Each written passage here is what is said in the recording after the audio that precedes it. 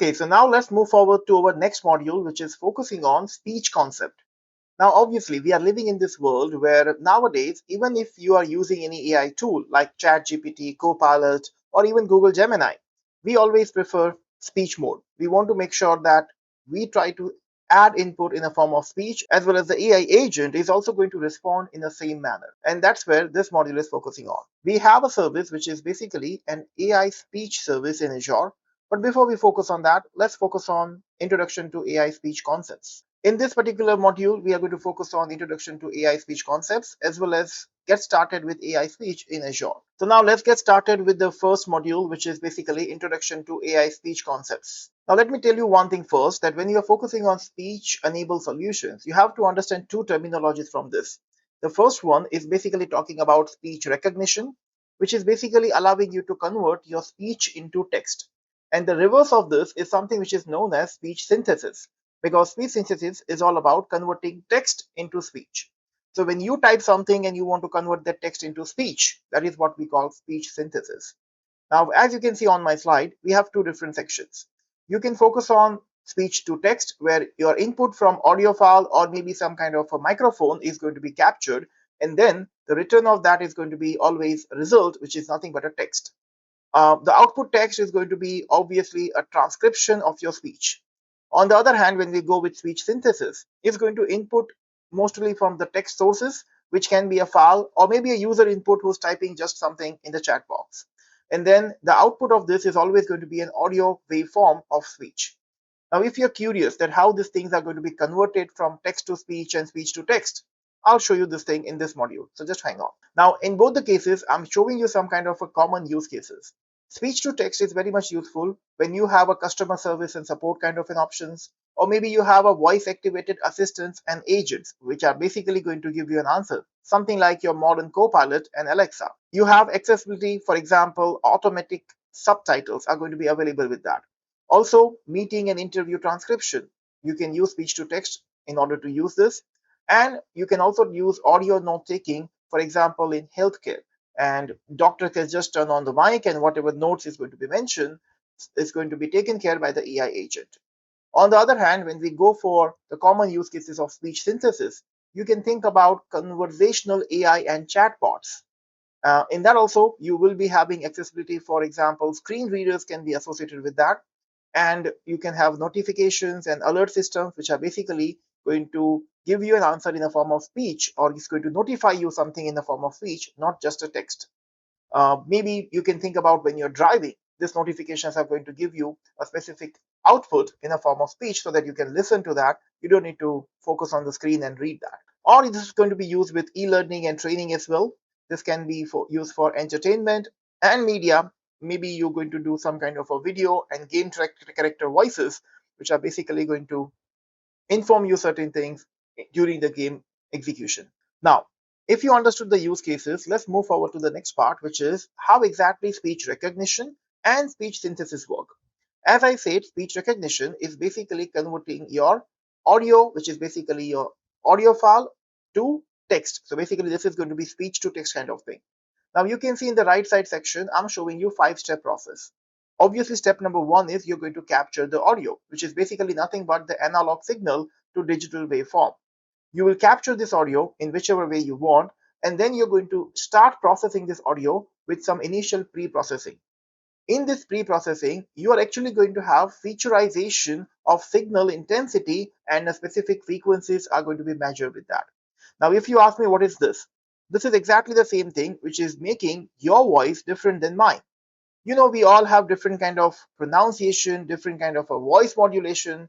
These things are going to be captured and analyzed in this pre-processing section. After this, we are going to have a specific models for this also, using which we are going to focus on acoustic modeling. This is basically going to map your features to phonemes, basically the sounds of word parts or something like that. And in that case, it's basically going to divide one word also into multiple parts so that we can focus on that particular pronunciation in a much better way, and we can decode that what is the meaning of this particular said sentence or a said word. Next, you're going to focus on language modeling. Obviously, we need to predict the most probable word sequence from phonemes, and that when you do this thing, it's obviously based on particular language. maybe there are chances that in different language, different kind of phonemes are going to be changed. And that's why language model is going to detect or predict some probable words which can be part of this. And finally, after all this step, you will be having a fifth and final step, which is a post processing, which is basically going to normalize and format the text, and then it's going to convert that into something. Like you can see, the final answer we got is a text, which is saying it's nice to be here. And I hope the same thing is true for you. It's nice to be here with me. Now, moving forward to next one, which is speech synthesis. Okay, so now let's focus on speech synthesis, which is basically converting your text into audio. And in this case also, we have five-step process. Now let's say we are just, for example, providing an input text, which is like your appointment with the doctor is at 3 p.m. And I want you to see right now that step number one is not using a full word doctor here. It's just using dr dot. Same way, when we are specifying the timing, we are not specifying a proper timing like we speak like 3 o'clock or something like that, or maybe 300 hours kind of thing. But here we are just specifying 3:00 p.m.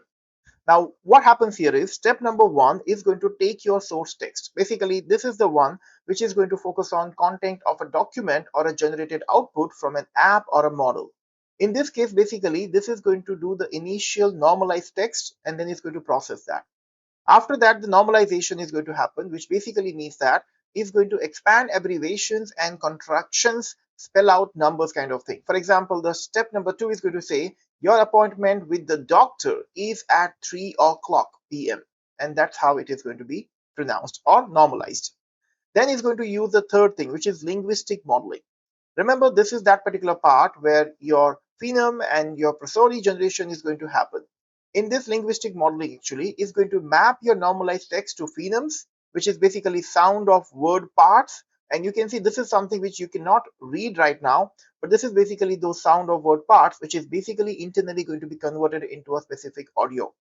And then it's going to associate with the prosody generation, which is going to adjust the pitch, the speed of the pronunciation, timbre, and the articular natural pronunciation with that.